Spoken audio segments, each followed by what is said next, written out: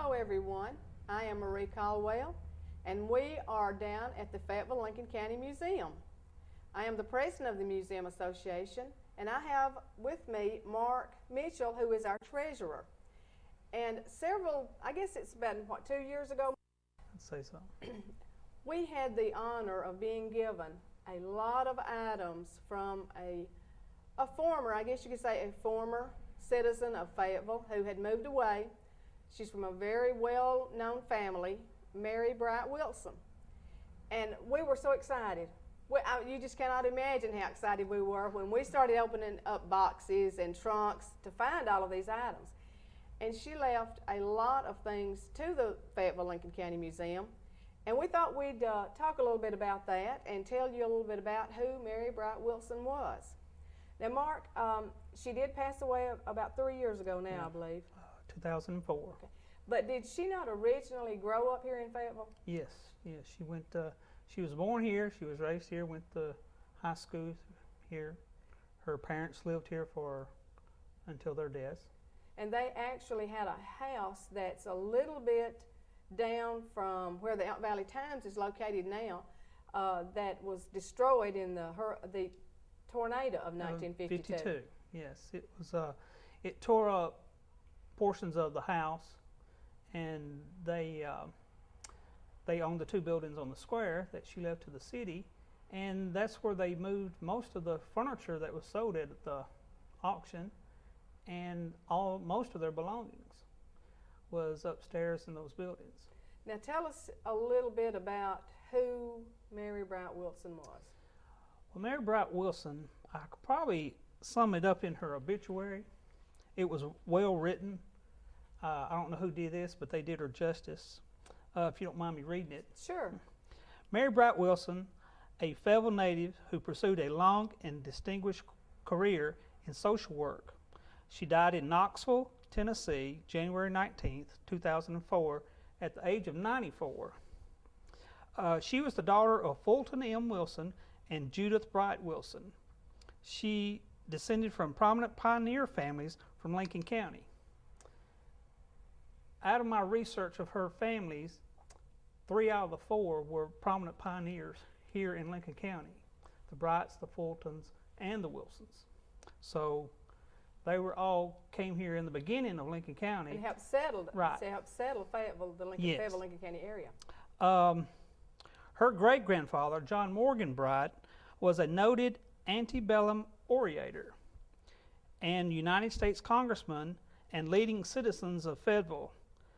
James Bright, his father, that would be her great-great-grandfather, was one of the main surveyors of the state of Tennessee when it was being formed. He was sent to middle southern part of Tennessee to map out, land. He got to Lincoln County and decided that he liked it so well that he would stay here. So James Bright was one of the first ones to come and survey the land, brought his family here to live and raise them. He stayed here and he went all over the state, surveying, but he brought his family to Fayetteville. And he was also the first person to have the first brick house in Lincoln County. Wow. By bricks that maybe were fired on his property? Yes, probably, yes, more than likely.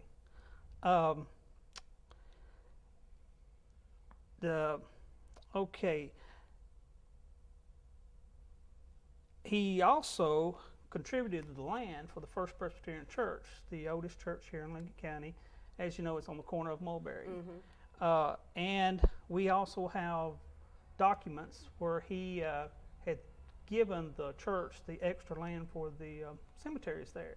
I have the deeds to that. Miss Wilson grew up in Fayetteville, spending summers with relatives in St. Petersburg, Florida. She was a noted horsewoman, and I think her father, the Wilsons, dealt in horses a whole lot. She graduated from Central the old Central High School in 1927. She then went on to earn her bachelor's degree from the University of Tennessee. She later went to Tulane University to get her social degree, and then she went back to Knoxville to work. We have her diplomas. I've got them all copied because I put up all the original ones so they wouldn't be messed up or torn or damaged. I have them right here with me. She worked in the fields of child welfare, and she had retired from Eastern State Hospital in Knoxville, where she lived for many years, and that's where she passed away. Now, while she was not a person of note, so to speak, I mean, she led a very quiet life. Yes. But it's amazing in that the things that we found, there are little notes. And you may open up a box, or we might have opened up a box that we had no idea what it was. It may have been a ring, or it may have been a necklace, but there was a little note in there that said, this belonged to my great-great-grandmother, whatever. Right. So it was almost as if this family knew that at some point there would be people going through their everyday items, Right. and they left this information for us to use. There was one box that I had went through. It was just old newspaper clippings. And she must have gotten the Fayetteville Observer and Elk Valley Times while she lived in Knoxville, because she cut things out that were prominent that she knew about here. And it's just, and she even had when the museum started, she had clippings of that. So she knew that, they have gotten a museum started there, and maybe that's. But now, was there not a connection, a family connection to this museum, the old boarding plant? Yes, when I was researching the family stuff, I found at the Lincoln County Genealogy Society, in our family files there, I found her daddy, Fulton Wilson's, death certificate, and his last occupant was the board milk plant. And Don White had told me that, yes, he believed that Fulton was a night security guard here. So she had a connection here. Yes. So she felt close to this building, and when it became a museum, she felt even closer. Oh, I'd say so. Yeah. Now, we have several things here, and we have some photos, Mark. If you, there's probably not that many people that even knew what Mary Bratt Wilson looked like, even though there were some family members still here. Right. But Mark has a few photos I think he wants to show, one especially of Mary Bratt Wilson, so that you can see, so that we can make this person really a living, live person to you, so that if you see a photo, then she becomes a real person. Right. This one is a portrait of her. This was April 28th, 1938. And one thing I can say, and it goes back to her mother, Judith, and her grandmother, Anna. I think these two documented a lot of stuff from their childhoods and lives, and was passed down to next generation and to Mary. Here's a younger portrait of her. And found some interesting stuff. Her mother kept everything that she ever did, I think. I have some of her grade school. I have her grade school tablet that it's got written on here, Mary Bratt Wilson. This is. So how old do you think that is then? Well, how old would that make it? She was born in 1919, or no, 1909. And so this was her childhood. So she was probably what, 5, 6, 7? I'd say so. So this is early 1900s. It's arithmetic, spelling, everything in here. She went to, she graduated from in the class of, here's, looks like a little Valentine that she had made. There's no telling how old this is. And this little hat. It said Mary Bratt Wilson, first kindergarten work, age 4, February 22nd, 1913. So this was probably and her. Those things have been preserved all of these years. And of course, over age, they are looking a little ratty, but still, you think how old that is. Right. And again, it's as if they saved things knowing that at some point somebody would want to do some research on their family, and they made it easy for us. One thing interesting, I have her class of 1927. This is the graduation announcement, and it has her card and like the school colors, their class motto, flower, and all that in here. And this lists everybody in the class. I think Philip Higgins right, and there is and in Bagley, Battle Bagley was Battle Bagley in that class. Philip Higgins, Margaret Jennings. These are local names that were here back then. I think there was, I forgot how many was in the class. Something else I found interesting. She wrote a history of the class of 1927 of the Lincoln County Central High School, her 4 years in high school. And it's a history of everything that happened. The 4 years she was in high school, or just her senior year? It's just that group, her classmates, what they endured. There's a section in there about, I think, Battle Bagley, I guess he would be the first, was a football coach. And they went unscored on and undefeated that year. And she has that in there. And this, I don't know if this was a valedictorian thing. I just think this is something that she just wrote on her own. And her mother wrote up stuff like this on the history of Lincoln County that we have. See, there's so much history that's just in that one piece of paper about people who lived here that would have been lost. I mean, it just gives you a good picture of what life was like during that time here in Fayetteville. Yeah, and it's frightening when people, generations don't care about stuff like that, and someone passes away, they just throw it away and burn it. This is her commencement notice of when she graduated University of Tennessee in 1936, which is kind of neat. It has all the graduates listed in there. It has a newspaper clipping. Mary Wilson gets praised for work at University of Tennessee. Her mother, that must have been her mother's that she kept. Well, after even graduation. envelopes. I mean, you're holding an envelope. Yes. They kept the original envelope that something was mailed in. This was the envelope that she mailed to her grandmother, Anna Bright. And of course, see, she kept it, and I have two of these. One was probably her grandmother's, one was probably her mother's. She also attended St. Petersburg Junior College before she went to Knoxville. In the early 1900s, her aunt, which was named Mary, that she called Auntie, and her grandmother moved to St.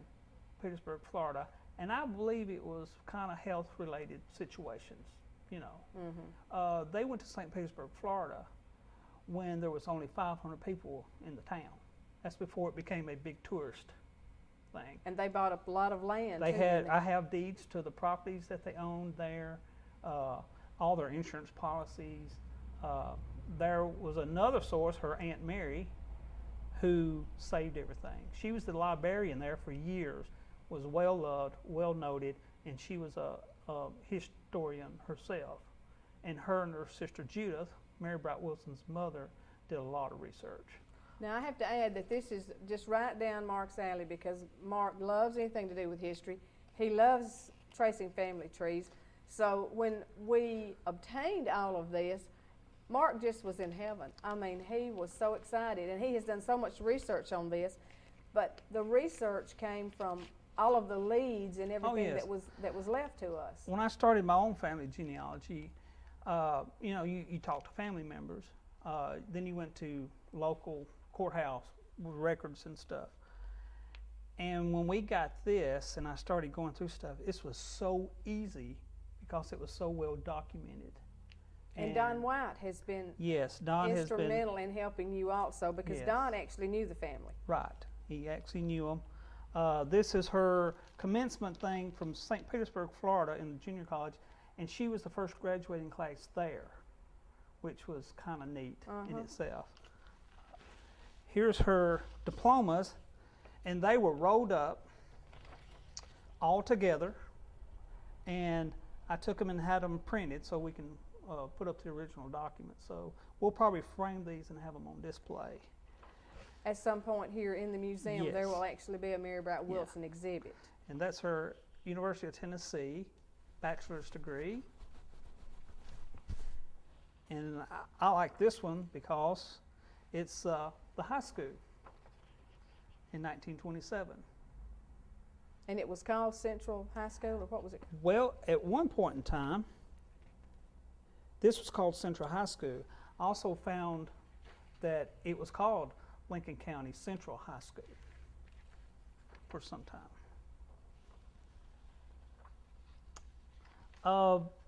There was an article when she had went, during the summer months, she would go to St. Petersburg, Florida to visit her grandmother and her aunt. And I think everyone down there expected her to be there when school was out here because she'd always make the trip. There was even a newspaper article about Mary Bright Wilson visited us again this summer. And remember, there's one, every time you say that, it reminds me of something. There were boxes and boxes of photos, folks. I mean, all sorts of photos. And we found one of this little girl that was, had this, I have to set the stage for you. Okay, of course it was black and white, but there's a little girl that's leading a chicken and she has it on a leash. And it's a rooster, and she's holding onto the leash. And so we're like looking at this and, well, what is this? And finally realized that it was a photo of Mary Bright Wilson, and she had a pet rooster. And she was taking the rooster for a walk. And to me, that was the funniest thing, to see that rooster. It had a little harness around the rooster, and she's holding on to it, and it's walking in front of her. Yeah. She, when she finished her school, graduated in Knoxville, she was in the Smoky Mountains. And I forgot what you call it, and I apologize for that. The field that she was in. Re-nourishing the earth, plants that grow in certain areas to keep it, environmental. Botanist. She was very interested, yes. yes, in that. And I think when she had graduated and went to St. Petersburg, Florida that summer, I think there was a fire there that burnt the classroom, all the records, and most of the property there in the Smoky Mountains. And they were trying to put it all back together. And the university contacted her and says, hey, we have a job for you. So that's the reason she went back to Knoxville, was to do her studies. And she probably had, I have a box back there of all of her University of Tennessee schoolwork. And that's where she lived until she passed away. Yes. Okay. Now, that was kind of a brief biography of Mary Bright Wilson. There's a whole lot more. You can fill in a lot more gaps. Oh, yes. But we want to move on. She was important to us because she left all of these items to the museum. And the reason being is because she did have some famous ancestors, as we have mentioned at one point, but also there's other people that were in the family and that the family knew, the friends of, that historically it's very important. Yes. It's very interesting too. Well, her father was Fulton Wilson, and he was named after his mother's maiden name. Now, the Fulton family was very prominent here too. That could be a whole nother session right there. They were a unique, prominent family in Lincoln County. But her mother's family, the Brights, were I guess you could say they were the first family of Lincoln County. They and her grandmother and then her mother and on back were very prominent. I have records where they had supplied for their Virginia colony Danes. And I have the original certificate for that and all the applications that they filled out. Then there are also Daughters of the American Revolution. They had from different families traced back to where their ancestors was in the Revolutionary War, and a whole slew of them Brights and Fullertons who was in the Civil War. Okay, let's go to go to the Civil War, because we have something that's pretty interesting that we have about the Civil War. Yeah. I want to talk about her grandfather was Willis Collins Bright. And that's a picture of him when he was young.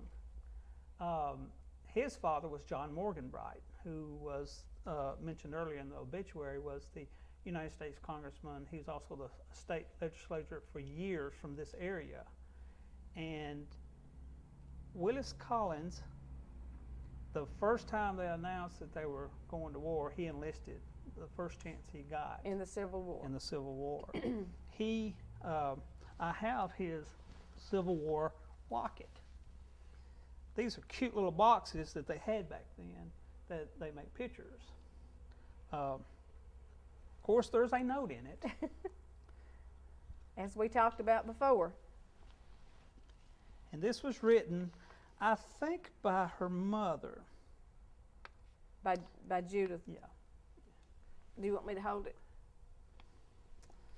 This is your grandfather, Bright, Willis Collins, taken when he entered the Confederate Army, and he was 16 years old. Mother said, used to laugh at him about the two pistols and his weak expression. They may have looked meek, but not as he fought through the entire war, except for the last 9 months. He was injured in the thigh, in his leg, and he was really bad. He was in the Battle of Murfreesboro. All the leading officers were killed in his regiment, and he was made captain, and he led them through that one, and then he was injured after that. She also writes in here, they had the colored guards who carried the flags from their unit. 4 of them went down, and when one went down, someone would pick it up and keep carrying the flag. He was the 5th one during that battle that kept it going. And let's see, she writes here, after he was wounded in the thigh, he fought diligently through, after he was made captain of the Battle of Murfreesboro, where all the had hit. They think that the officers were killed, yeah. He was also one of General Lee's couriers for a little time. And we have a little testimony of what he had. This hat was in a bag with a note on it. Hat worn by our father, Willis Collins Bright, when he was captain of Company E, 8th Tennessee Regiment in the War between the States, 1861 to 64. This testament he carried with him throughout the war. This was the hat that he wore. I have a small miniature picture, but it has some water damage on it that you couldn't really see it, but you could kind of tell it was the bill of the cap. And what's so unique about this hat, right here in the front, is where it had been patched at one time. But there's also bullet holes all through it. They were all in it. And you could just see, and not wonder how many times they got blown off his head, and he went back and picked it up, because that's what she was explaining, that he carried this hat. And just think about that. That went through the whole Civil War, from beginning to end. And came to us. And you can see that it's worn, and it probably has around the band, there's dark where it was probably, the sweat that collects under the headband. And, what was so, after he was wounded, give that back to you. The medical people that tended to him, he thought he was so intrigued by them that, and he was really thankful for them for helping him. When he got back home, he decided he had befriended this doctor from this area, and questioned him about the medical field. So he decided that he would be a medical doctor.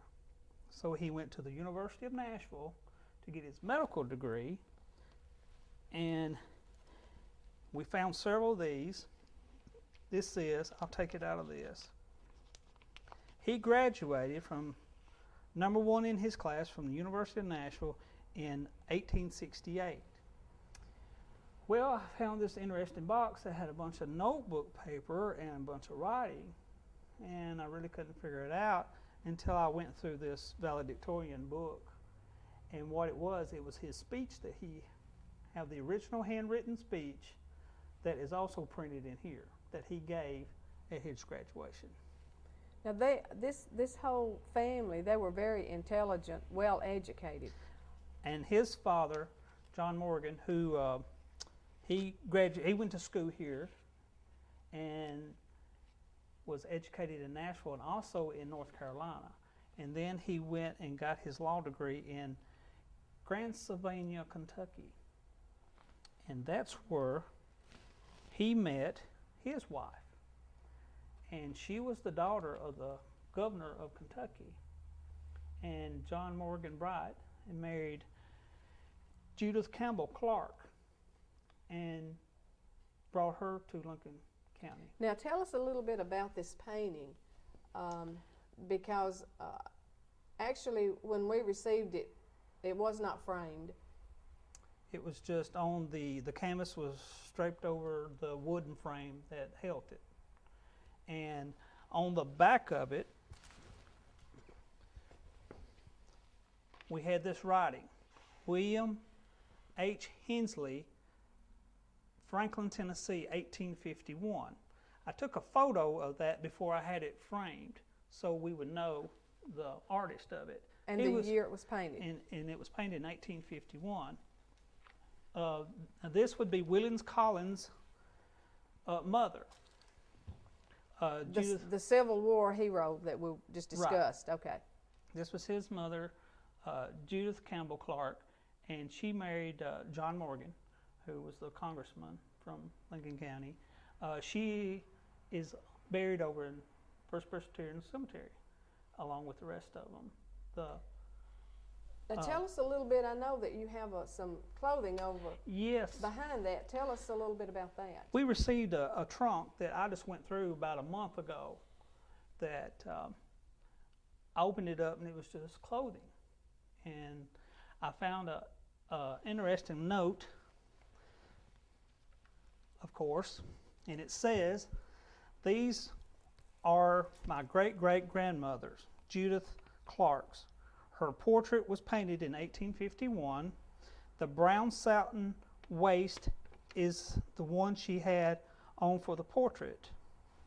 And we have it right here. Now, it's not in very good shape, but, you know, you have to remember that we're talking about 1851 or thereabouts. So for us to have it now is pretty amazing to me. Yeah, that's going to make a nice And she was display. very small. Very petite little woman. Of course, I think most of them were back then. Mm-hmm. So that will be in the exhibit once we get everything together on Mary Bright Wilson. Yes. We can have the jacket and then the portrait and a little write-up about how the jacket ties in with the portrait. Right, exactly. And we have other clothing articles in there that wouldn't be...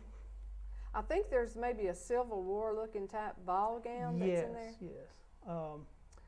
Now that could be a whole another session about her grandmother Anna, who lived during the Civil War, and she was from Giles County, and they have a lot of.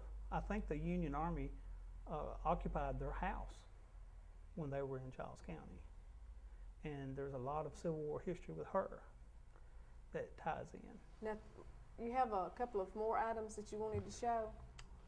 I do, just to give you an idea of some of these people. Now this is James Bright, the surveyor, who came here first. Now this is John Morgan's father. Now is he like the one that kind of started it all? I mean, is he Yes. Do we know anything past him? His father was John Bright Sr., who had came from Virginia to Kentucky. And then James's uncle had came to Tennessee when it became the Tennessee Territory and was starting to survey it. He came and learned under him and was in Nashville for a while before he came down here. And this is his wife, Nancy Morgan Bright.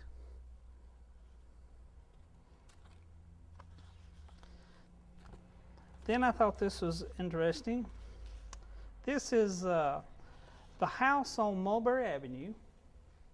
Now this is the house that was built by Willis Collins, Mary Bright Wilson's grandfather. And a lot of people, if you look closely at this house, you will figure out which house this is. But we'll go ahead and tell you that Rhonda Koppel and her husband live in this house. It's next door to Carolyn Denton. It's on the corner across from Sarah Young. I believe Sarah Yes. lives on the other side. But look at the way the house looks. That far back, it's still got the design, Yeah. but it looks a little bit larger. Oh yes, it looks huge because there's nothing around it. And of course the big magnolia tree there now hides most of it. What was so interesting about this, of course there was a note written on the back of it. Now this is not the original, this is a copy I had made. It's going to kind of be hard to see up close, but I'll read to you what's on the back. From left to right, this is Henry, and this would be Dr. Collins's horse. Oh, This is Henry, Papa's horse. Jack was a boy. He was a little orderly boy. Then we have Grandma, who was Anna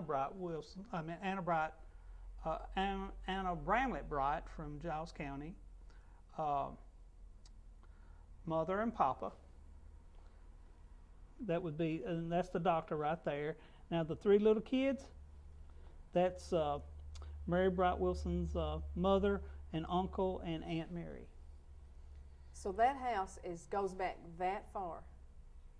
This was probably 1870s is when it was built. Then over here you see a guy and a turkey laid up against a tree.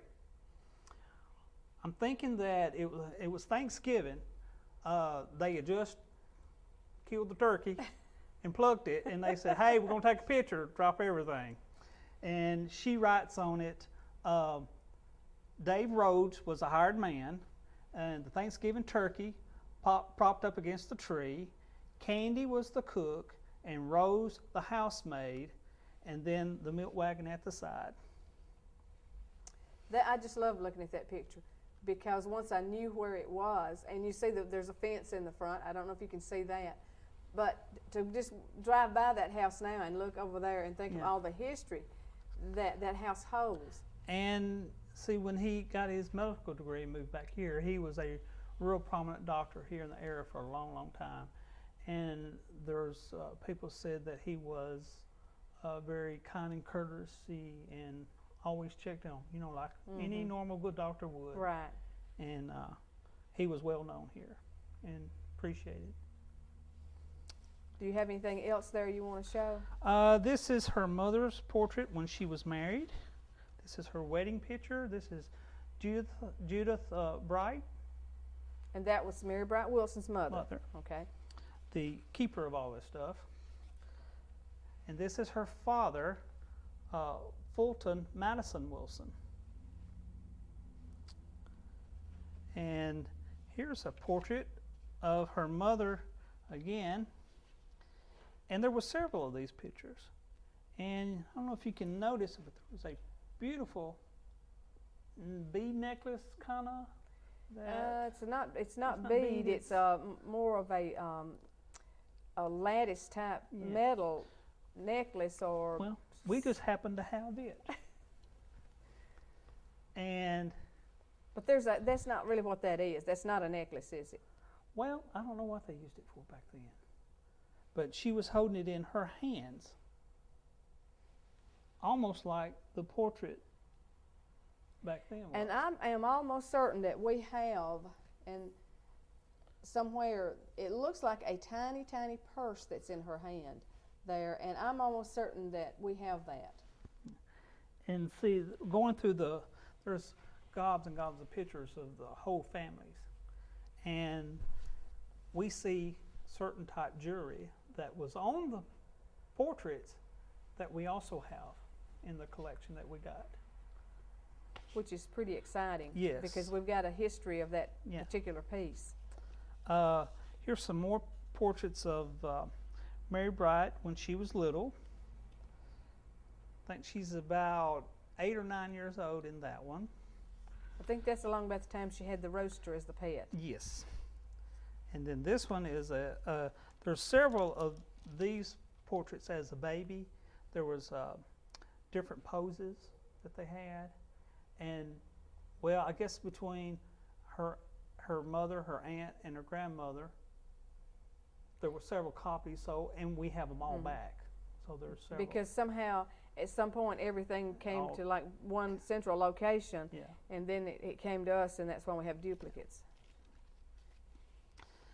Now, there's did you find the photo of the Indian chief? I don't have the original copy, but I do have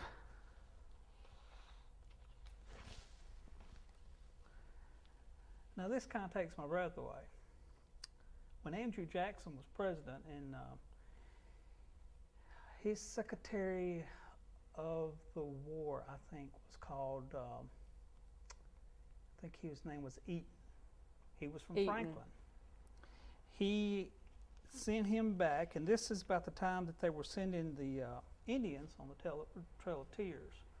So the treaty was signed in 1830 in Franklin, and it just so happened to be when his Secretary of War, Eaton, came back, they did it at his home place.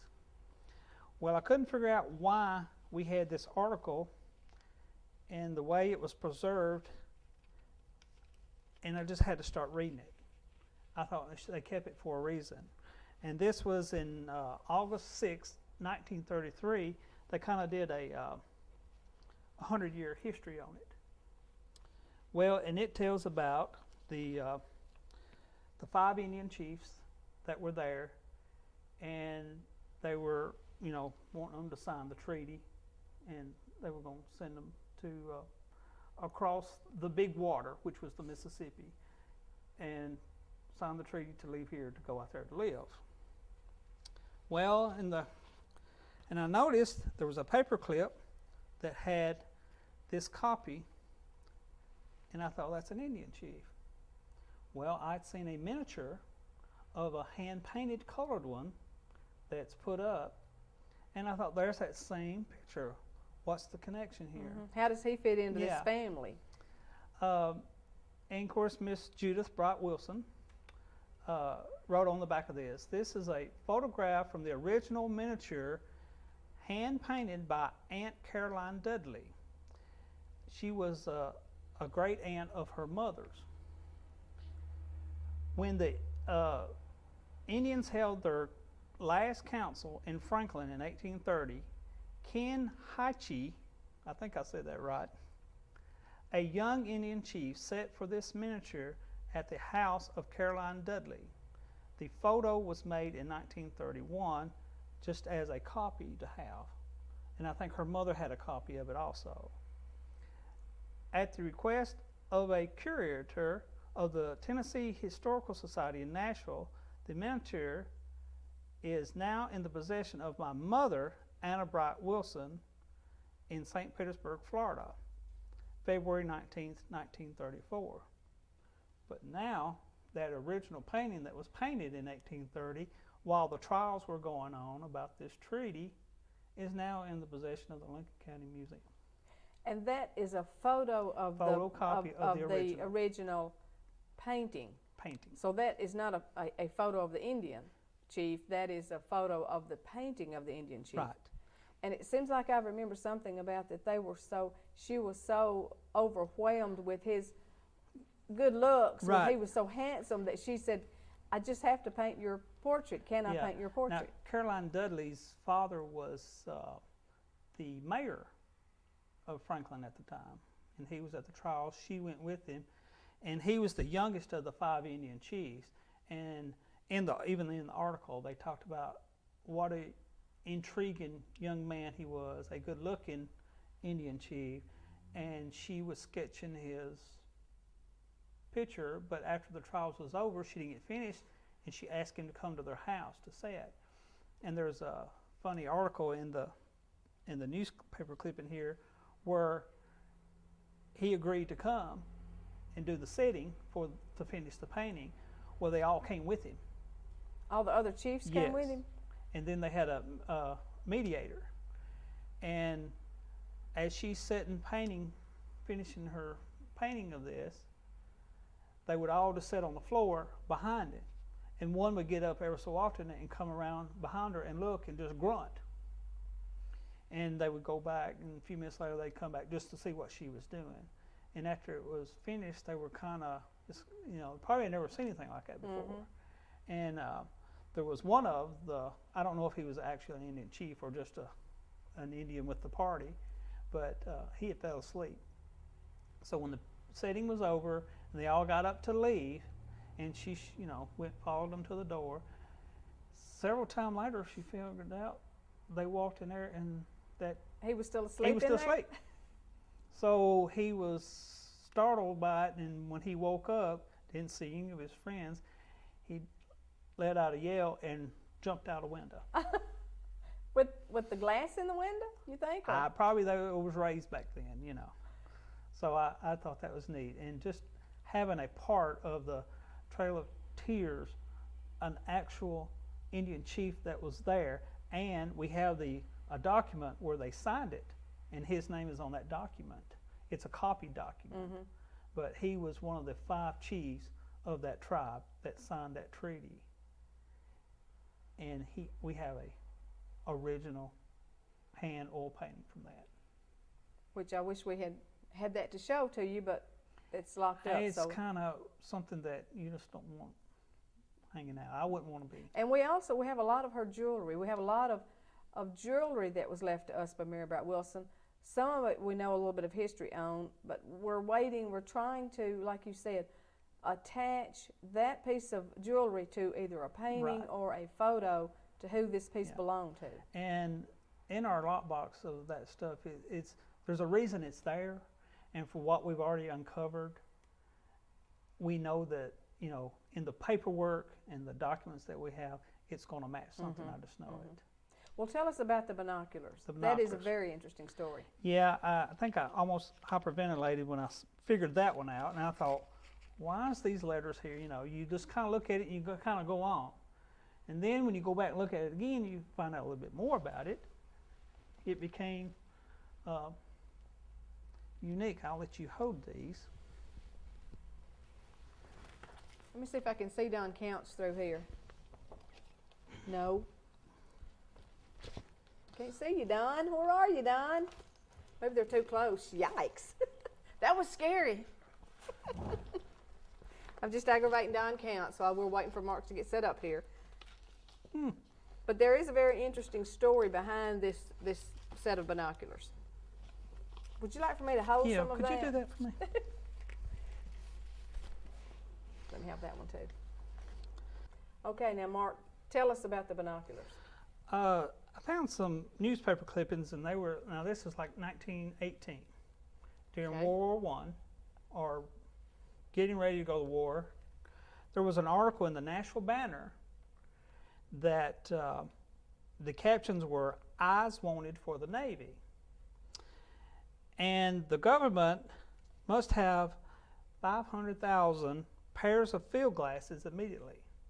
So they put an article, and this is from the U.S. Navy recruiter from Nashville, put an article in the Nashville Banner letting everyone know in Middle Tennessee, hey, the Navy needs your help. And we need your telescopes, your binoculars, your field glasses. So Mary Bright Wilson's father, who probably received the paper, answered it. And I have his letter that he wrote March 12, 1918. And complying to your request for the glasses posted in yesterday's Nashville Banner, I am sending you a pair of binoculars to be used by the government for the duration of the war.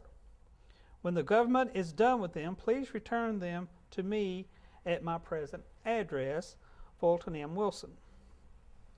As he sent it, he also has the receipt where he mailed them to it. It was attached to it. He was not taking any chances. No. Then he received a letter from the United States Navy Recruiting Station from Nashville, Tennessee, and the ensign Wilcott thanked him for sending the glasses. They were received by our office, which are loaned to the United States Navy for the duration of the war. Your glasses will be forwarded to the Assistant Secretary of the Navy, now remember that, Okay. in Washington, D.C. Assistant Secretary to the Navy. Okay. And if accepted for use, you will be paid a sum of $1. This amount to cover rental or, in case of loss, to pay for the same. Now, a dollar was probably a lot of money back then. $1 would buy binoculars? I don't know. All glasses will be returned, if possible, at the conclusion of peace, with a history for their service, assuring that your donation to the great cause of history, appreciated by the Navy Department and by this office, in particular, I am yours respectfully. Well, the next thing, that on April the 15th, 1918, almost a month later, he receives a letter from Washington, from the Assistant Secretary Office. Dear Sir, your prompt and patriotic response to the Navy's calls for binoculars, telescopes, and spyglasses is most appreciated. The glasses will be very useful in the pursuit caution for the naval operations until victory is won. They were determined they was going to win. When we win it, we'll let you know. And that's when we'll give you the binoculars back, but not before. At the termination of the war, if possible, every effort will be made to return them to you, when it is hoped that you will feel compensated for any evidence of wear and the knowledge that you have supplied eyes for the Navy during a very timing period. On behalf of the Navy, I wish to thank you most heartfully. Yours respectfully, F.D. Roosevelt, Assistant Secretary of the Navy. Is that not amazing that all of this was kept? I mean, just blows my mind that this went through so many hands, has now come to the museum through, Mary Bright Wilson leaving all of these items to us in her will. And there was a number written on his letter, handwritten, and it was a 12 by on the binoculars, but also on the bottom it was inscribed U.S. Navy and the number. So these were in the lockbox for a reason. And then another piece of history.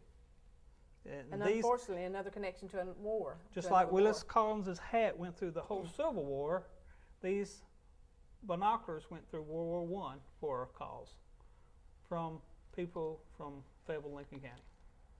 The volunteer state, once again, volunteered, came through. Okay.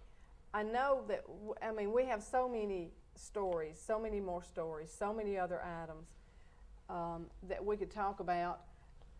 Do we have anything in particular that that we've forgotten that you really wanted to mention today? Oh, there's so much. I know we don't want to get Mark started because he loves it. He's got all this in his head. He can, quote you chapter and verse about relatives, cousins, and second cousins, and three times removed, and all of that. So we know how he loves this, and he's been so invaluable to the Fayetteville Lincoln County Museum because he has taken it upon his shoulders to do this, not only for the museum, but for everyone who comes through the museum, for the history of the Fayetteville Lincoln County area. And Mark is also the treasurer, as I mentioned earlier, and that's not an easy job. And so for him to take this on, thank you. It's wonderful. I love it. It's absolutely wonderful because it's hometown related, and those people and their past family histories was brought down to them, to the very last person, Mary Bright Wilson, who gave it back to the city and town where these people lived. Now, we've talked a little bit about an exhibit for Mary Bright Wilson. What do you have a plan? Is there something in mind that? We do have a plan. We are going to set up an exhibit for her. We have a few pieces of furniture of hers that she left us just to the museum only. We want to kind of do it and display it in a honor to her and her Have family. any idea when this might take place? Well, we're getting started on our exhibits. We're planning on doing the High Bay Area exhibits, and during that time, we'll probably, we'll be starting hers too. Probably we have future plans later on that we hope that will come through for us, where we can exhibit all of hers under one roof. But we're going to have a small portion set up in our history. Because believe me, folks, we could have an area that's 3 times the size of this room, which is our meeting room here. This is where we have our board meetings here at the museum. It could be 3 times and even more, and every wall would be covered because, Mark, we've just scratched the surface with all of the things that we have. One thing we're doing, we're copying and documenting everything that we got from her, and we want that preserved and kept here. And all the original documents, which are very, very old and part of history, part of 200 years ago history, we want it preserved and put up, but copy documents so you can see exactly what we had. So folks can come through, they can read about her family, her and her family, and through all of these things that you already have, we know that there's that much more. Oh, yeah. So it's going to be a great exhibit. She was an artist. There's a box of her colored pencils and Mary Bright Wilson, we're right. talking about, right? And her mother was too. Her mother did several. She would take a photo and hand paint it and sketch it. And there's a lot of just doodles of Mary Bright Wilson's that you could tell that she had. I look at it and say, "Oh, I've seen that before," and then I'd find a photograph where she had traced it from, or hand sketched it from her eyes. There's one thing I want to just very briefly talk about because I had no idea even that existed or that was even here, and I didn't know anything about Ringo silver. I didn't know anything about how that came about, but we do actually have some pieces of silver that have a Ringo stamp on it. Yes, there was the Ringo family. He owned a blacksmith shop here, and I think you carried him silver or something. He could melt it down your for you. spoons or forks or whatever you. And he got his blacksmiths to make you whatever you wanted, serving spoons, knives, forks. And this comes down through the Fulton family. And it was locally made here, and we think the blacksmith had his own logo, Ringo. We've been told that the Ringo silver was very prominent in this area, and history buffs and antique people, when they hear the word Ringo silver, they know about it. And we have a little bit of that we're going to display it nicely.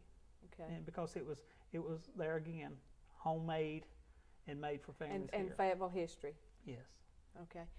I think we've covered about all the items We today. could go on. I know we could go on and on for days, but we want to leave a little bit because we want people to be intrigued. We want them to want to learn more about Mary Bright Wilson and Mary Bright Wilson's family. And so naturally we want them to come down to the museum at some point once all of this is set up so that they can learn not only about this family's history, but the history of Fayetteville, Lincoln County, because it's intertwined. And there are stories and there are things that you don't read about in the history books. Exactly. So it's an education in itself to learn about her and her family. Well, I think we're we're going to close it for today. We may come back if FPU will let us do another second edition of this and have some more new items, more history as we find out about Mary Bright Wilson's family. And at some point, we will have a nice display here, maybe within a year or so, we're hoping. And we do want to thank everyone who's helped you with this. Oh, yes. Mark's had a lot of help doing this. He's spearheaded it, but there are people out there who remember Mary Bright Wilson and her family, and they've come forward and given us information which has helped.